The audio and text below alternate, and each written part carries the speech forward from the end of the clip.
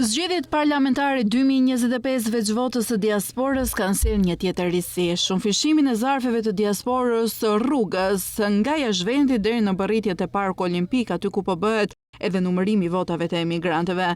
Në vijim të përfundimit të zgjedhjeve parlamentare ku për herë të parë u përfshi diaspora, është e domosdoshme të ngrihet një shqetësim serioz në lidhje me mënyrën e administrimit dhe numërimit të votave të ardhura nga jashtë vendit. Siç është bërë publike, votat e diasporës janë dërguar dhe marrë përmes shërbimit postar ndërkombëtar DHL. Kjo risi u mendua se do të garantojë integritetin e procesit zgjedhor në zgjedhjet parlamentare, por si duket ka dështuar. Në faqen zyrtare të Komisionit Qendror të Zgjedhjeve po ndodhin çuditëra. Në informacionin zgjedhor për votat nga jashtë shihet që nuk ka një përputhje mes numrit të zarfeve të mbërritura fizikisht dhe atyre që janë numëruar.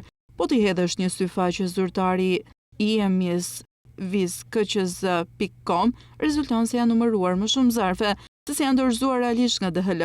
Nëse shifrat e bëra publike nuk janë problem teknik, përbën një shkelje të rëndë që hedh dyshime mbi besueshmërinë e procesit. Kur kemi të bëjmë me votën, çdo numër ka peshë dhe çdo zarf ka vlerën një qytetare që ka besuar në të drejtën për të kontribuar në të ardhmen e vendit, ndonse jeton dhe punon jashtë vendit. Shifrat bien ndesh me logjikën aritmetike dhe ngre dyshime për manipulim. Në faqen zyrtare të Komisionit Qendror të Zgjedhjeve, vota e diasporës, veçserisi, ka korrur një sukses madhështor. Është aq madhështor sa që Komisioni Qendror i Zgjedhjeve ka arritur të numërojë më shumë zarfe se sa ka marrë. Çuditëre e mrekullia shqiptare kur zarfet shtohen rrugës si me magji. A thua vallë kemi version të sofistikuar të votës së shenjtë që zë vend edhe kur merret fizikisht? Por si ka mundësi që një zarf që nuk ka ardhur ka përfunduar i hapur dhe i numëruar? Mos kemi një sistem të rivotimi ku bazohet në imagjinat? Shifrat e bëra publike në faqen zyrtare të Komisionit Qendror të Zgjedhjeve jo vetëm që nuk janë në përputhje numerike, por tregon ose që sistemi zgjedhor i ka dalë tymi nga njësia qendrore e përpunimit, ose dikush ka manipuluar kutit dhe po shpjegon matematikën dhe shifrat numerologjike si magji. Lind pyetja dhe dyshimi se kush i solli ato zarfe me fletën e votimit, sa zarfe ka marrë realisht DHL, pse janë numëruar më shumë vote se sa janë. Mos vallë ka ndonjë emigrant që ka votuar 2 herë nga entuziazmi, apo mos vallë KQZ rrugës i kanë dalë shtesë zarfet. Shifrat në mos përputhje janë këmban alarmi.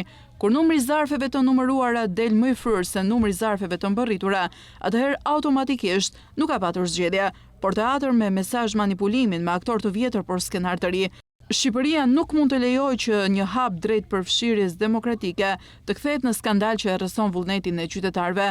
Kjo është tallje me votën e diasporës, atyre që kanë peshë, por nuk do të thotë se vota e tyre duhet të manipulohet. Komisioni Qendror i Zgjedhjeve, por jo vetëm edhe instancat përkatëse duhet të veprojnë menjëherë. Është rëndësishme vendosja e transparencës. Në fund nuk është vetëm fati një palë zgjedhjesh në diskutim, është kredibiliteti vetë demokracisë, që me këto shifra në mos përputhje vihet në pikë pyetje.